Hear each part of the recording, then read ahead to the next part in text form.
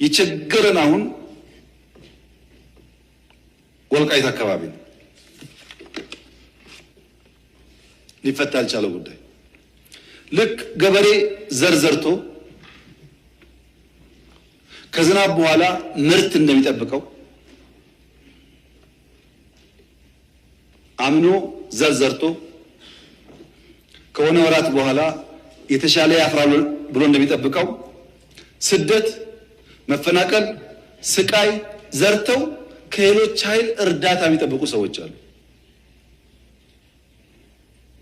ስቃይ ዘርተው፣ መከራ ዘርተው፣ ችግር ዘርተው የተፈናቀልን አትሄድም ብለው ይዘው ማለት ነው። ተፈናቃይ ያልተመለሰበት አካባቢ ሰው እንዳይመለስ ለፈለገ ሳይሆን ሰዎቹ መመለስ ስለማይፈልጉ ሳይሆን ተፈናቃይን መያዣ ያደረገ ፖለቲካ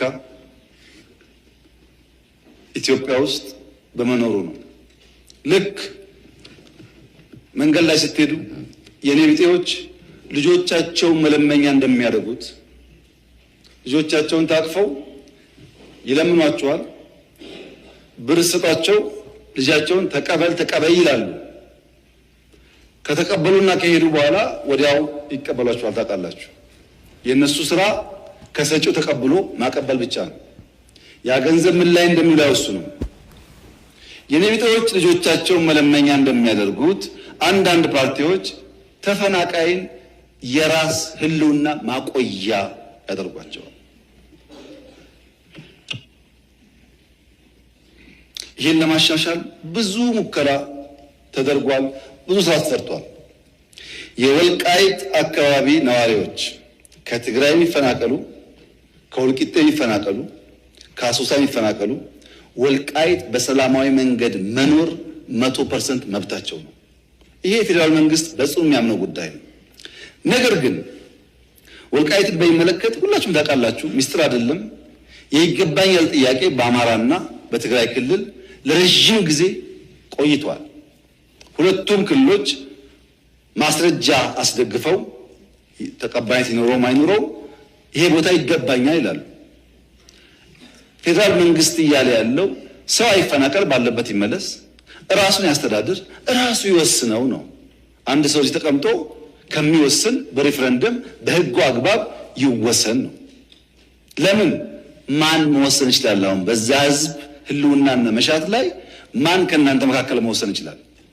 ራሱ ህዝቡ ቤቱ ገብቶ በሰላም ኖሮ እኔ ልተዳደር የሚገባኝ እዚህ ወይም እዚያ ነው ካላለ በቀር የትኛው ባለስልጣን ነው በቃ የሚገባህ እዚህ ነው ብሎ መወሰን የሚችለው?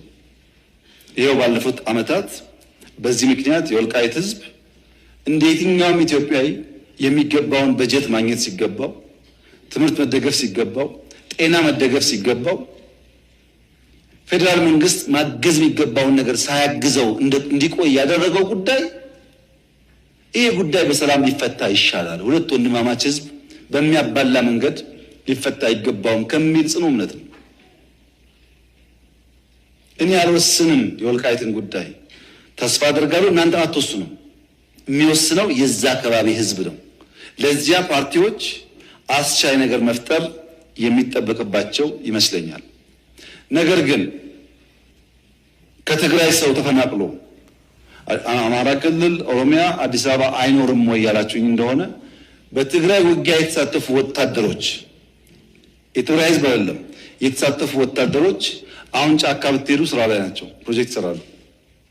ወታደሮች አዲስ አበባ ውስጥ ሞልተዋል፣ አርባ ምንጭ ሞልተዋል፣ ሐዋሳ ሞልተዋል። ሀገራቸው ነው። በሌላውም አካባቢ ይሄ የአጭር ጊዜ ድልን ታሳቢ ያደረገ በዘላቂነት ህዝብ የሚጎዳ ነገር ማድረግ ተገቢ አይመስለኝም። በእኛ በኩል የወልቃይት አካባቢ ነዋሪዎች የተፈናቀሉ ዛሬ ከሰዓት እንኳን ቢመጡ እንቀበላቸዋለን። የኢትዮጵያ መንግስት አቅም በፈቀደ መጠን ኑሯቸው እንዲመቻች እናግዛለን። ጸለምት እንደሆነው፣ ራያ እንደሆነው፣ አዲስ አበባ እንደሆነው፣ ኢሉባቦር እንደሆነው እናደርጋለን። ሌላው ጉዳይ ግን በህዝበ ውሳኔ ሊፈታ ይገባዋል። ይሄ ዲሞክራሲያዊ አካሄድ ብቻ ሳይሆን ህገ መንግስታዊ ነው። ህገ መንግስቱ ባለበት ሁኔታ ውስጥ ያንን ጥሶ መወሰን ለአንዳንዶቻችን የሚቻለን አይመስለኝም። በዚህ አግባብ ቢታይ መልካም